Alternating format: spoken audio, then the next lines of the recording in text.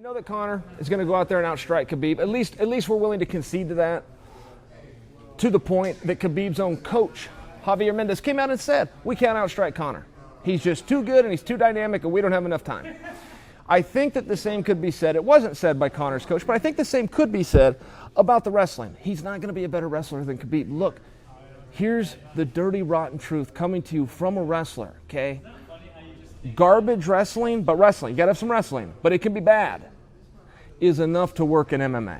All right, so back up just a little bit. Conor put a training video out of him wrestling. He videoed it and he put it out. He must have thought he looked good. Whoever put it out must have thought Conor looked good. The wrestlers took a look at that footage and go, man, this guy's terrible. This guy can't wrestle a lick. I'm telling you guys, the dirty secret is that's enough. You don't have to be a great wrestler. That is a huge misconception in this sport. You just got to have a little bit of it. Some of the best fighters we've seen were good wrestlers, and I hate to insult them, right? The great T.J. Dillashaw. I don't want him to see this and go, Chael, how can you say I wasn't a good wrestler? Well, you're a multiple-time world champion in MMA, okay? You were never a world player in wrestling. That's just the reality. You had good wrestling. You're a great MMA fighter, and nobody out-wrestles you, right? You go look at Demetrius Johnson. We just saw him take on the world's best, the Olympic champion, right, and Henry Cejudo.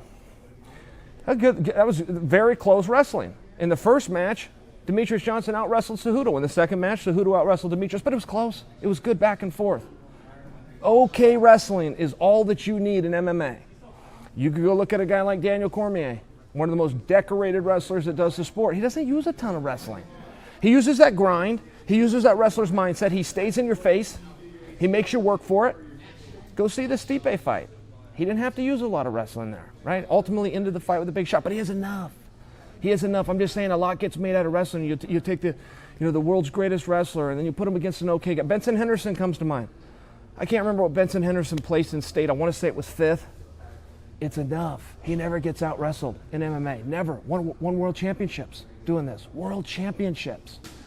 Kelvin Gastelum comes to mind. #1 contender. Right? I mean, you guys see the issue here?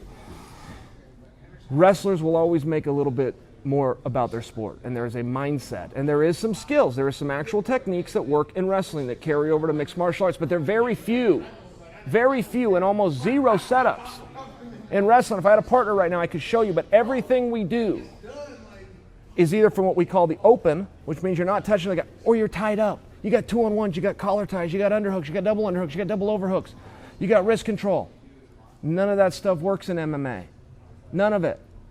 One of the greatest controls you can have in wrestling is called a Russian tie. It's a 2-on-1. Meaning one of my arms, you're going to grab it with both of your arms. My arm's dead. My arm can't be used. Just picture that. Even without a partner, picture my arm being in my opponent's arm.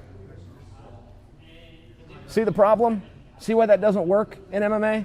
There's not very many things that translate. So when you watch Conor's wrestling, yeah, it's garbage in comparison to Khabib's. The dirty little secret. It's enough. It's enough. Khabib is going to come at you with 2 attacks, a single leg and a body lock, and they're great, and you only need 1 or 2. That's not to dismiss Khabib. Just don't get lost in the fact that Conor does not have to know A to Z about wrestling. He needs to have a good understanding of a single leg defense. He needs to get a good understanding of a body lock defense, and then ultimately, he needs that defer button he can push, which is, I just got taken down. I got to get my ass up off the bottom. They don't do that in wrestling. They don't do that in Dagestan in wrestling. The opponent doesn't try to get up off the bottom. The top guy doesn't try to hold you down. That's grappling. Khabib has adapted to a great grappler. But you can ask Eddie Bravo, who I think we all respect in the world of jiu-jitsu and grappling. He will vouch for Conor McGregor.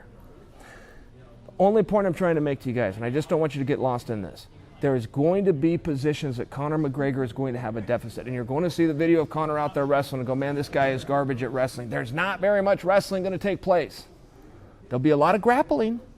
There will be a lot of grappling, but that's a totally different conversation. And I feel that it always gets missed. The only thing the wrestler has the ability to do is control, is the fight going to be here or here?